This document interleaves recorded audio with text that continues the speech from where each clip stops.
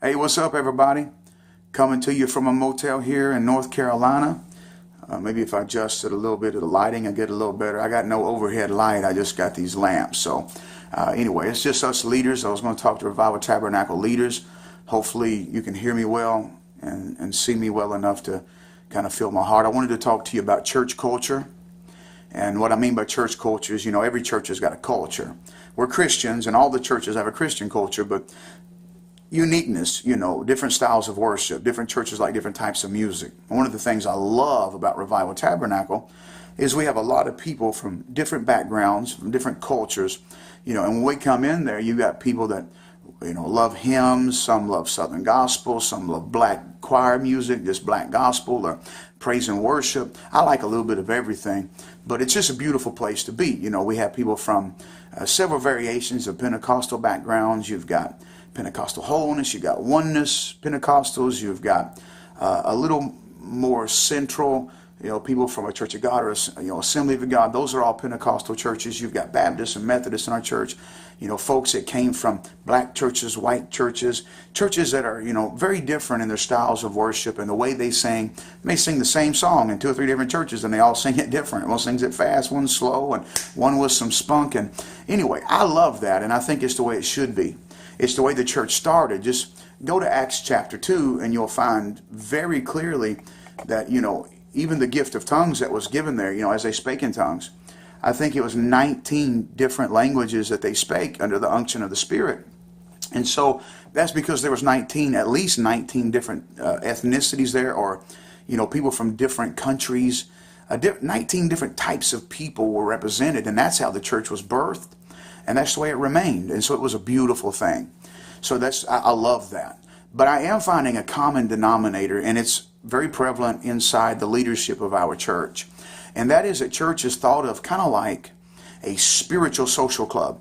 In other words, you joined the church, you guys joined Revival Tabernacle, and when you get up on Sunday, hopefully you're getting up on Sunday and Wednesday and coming to church. Some of you are very faithful, thank you.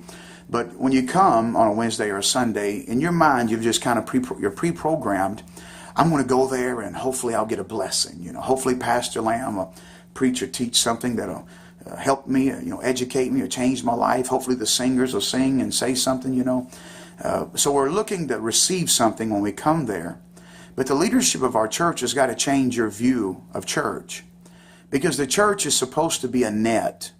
It's supposed to be a part of a net through which we're winning the least, the last, and the lost of Richmond, Kentucky, and maybe even Madison County to Christ. The church ought to be a very intricate part of the net. We have, witnessed and knocked doors. You've been inviting people to church. And that's another thing. I would love to see the leadership of our church get on the telephone, start using social networking. Use Facebook for something more than posting pictures of spaghetti. Use it to private message people and engage them, create relationships, and get them into the house of God. I don't see a lot of that anymore. A lot of our leaders are so busy, they don't really even have time to come to church. Some of you are extremely faithful. Thank you for that. So I don't know. I mean, I would love to see the leadership in our church get more serious about church attendance. And, I think our church is a great church and the Bible is being taught powerfully. But when we come in there, you've got to come into the church with a mentality that's deeper than, well, I hope I get blessed. I hope that I can get something to carry me from Sunday to Sunday, or, from this month to next month. I don't know. It just depends on how often you attend the church. We need to start looking at ourselves as a part of the net.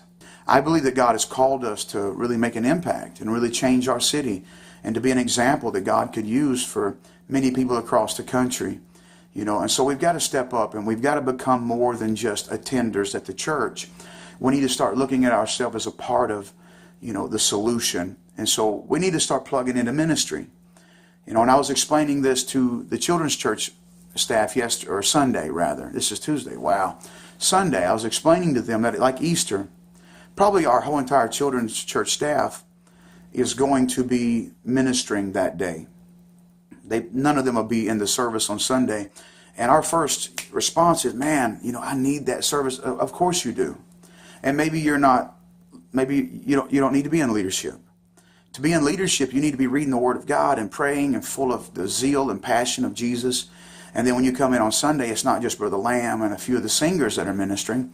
You're coming in and you know now that you're in leadership. You're in a position to inspire, to encourage, to influence someone. That's what leadership is about. Leadership is about influence. And whether you're teaching in a children's church class or assisting someone else in a class, you're influencing someone. So come in there and be excited. But I want the children's church staff, and I wish more of you would volunteer for that. I really do. I've been pleading and I've not had hardly any new responses.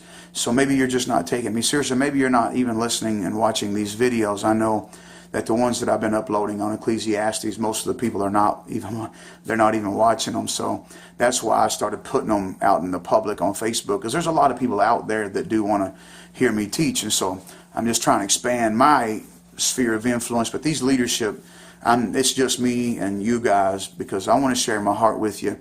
I am encouraged in some ways, and other ways I'm not so much right now.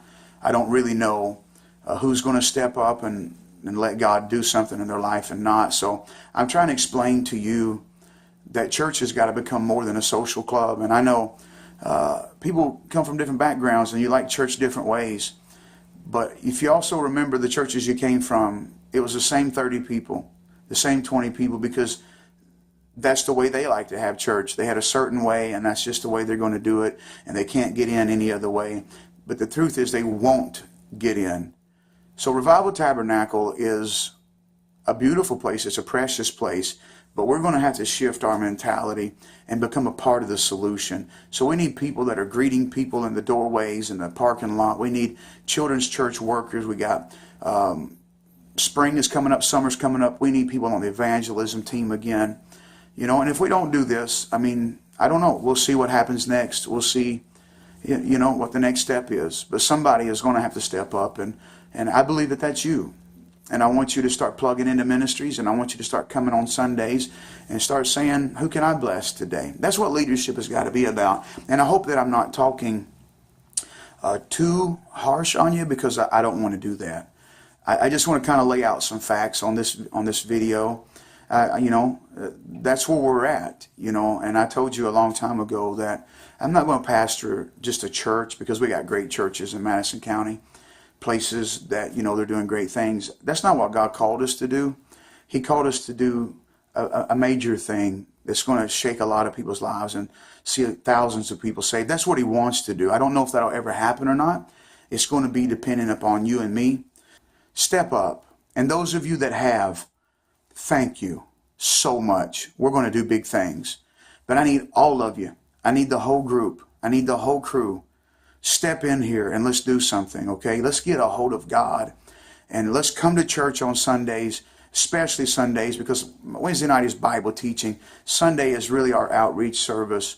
Come in there and be ready to be a part of that, to be a part of the solution. So, hope this message wasn't too heavy. That wasn't my intention. I just wanted to lay out some facts and kind of maybe stir up your mind a little bit, because God has pulled us together, but if the arms won't reach and the legs won't walk, there's not a lot that's going to happen at Revival Tabernacle. And God is going to change the plans and go another route. And, I would just rather have plan A, where all of us do what God's called us to do, and whatever has to be set aside in our lives to engage God in the ministry like we're supposed to. Let's do that. Let's be workmen, all right? Like we talked about in the last video.